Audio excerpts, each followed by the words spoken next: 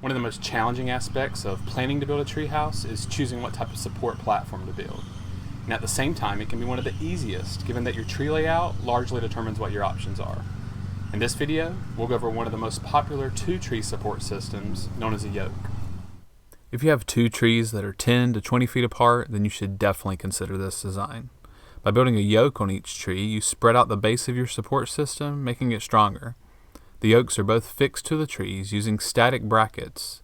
The yoke that's attached to the larger of the two trees is the anchor. You'll attach the platform or floor joist to this. On the other end of the platform, you'll install UMHW to allow the platform to move freely on the yoke. If this design looks familiar, it's because it's widely used for supporting bridges on our roadways. To build a yoke, you use 4x4 or 4x6 lumber, or a combination of both. I used a 4x6 for the main top support and 4x4s for the knee braces. The top support needs to overhang your platform by about a foot on both sides to allow room for movement. The top support is also notched 1 inch on both sides to allow for installation of the knee braces. The knee brace is also lagged into the top support for added strength.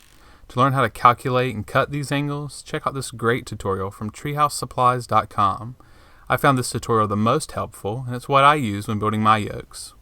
The knee brace brackets vary depending on where you get them from. The ones I used from treehouses.com are two separate brackets and are therefore more versatile. The knee brace brackets are installed by cutting a slit in the middle of your lumber, drilling holes, and then bolting the bracket in place. Be sure that your lumber rests on the metal plate and not on the bolts. The bolts are there to hold the knee brace in place and not to support the structure. To install the yoke, you first install the top tab so that it points directly at your second tree. The easiest way to do this is to wrap string around the two trees and install your tab parallel to those strings. Once the top is installed, you can lift the yoke into place and rest it on the tab. Depending on how high your treehouse is, this can be pretty challenging since the yoke is fairly heavy.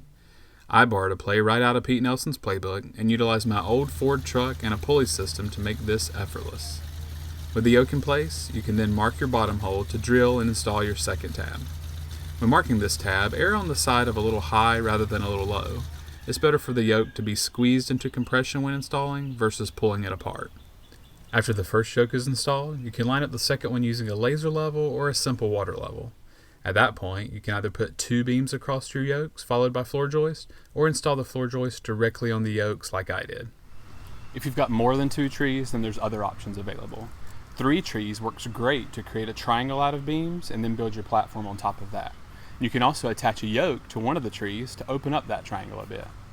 4 trees in a rectangle is really ideal for 2 main support beams. Just remember to pick one of the trees as an anchor to statically attach the beams to, and then use floating dynamic brackets everywhere else. This 2-tree yoke system is a really popular design given that most people don't have the luxury of 3 and 4 tree layouts. And depending on the spacing of your trees, it still allows for a fairly large, substantial tree house, even though you're only building in 2 trees. If you have any questions that I didn't cover in this video, feel free to leave those in the comments. And if you found this video helpful, please give it a thumbs up. Make sure you click subscribe so that you don't miss any of the other videos in our Treehouse series. And as always, thanks for watching.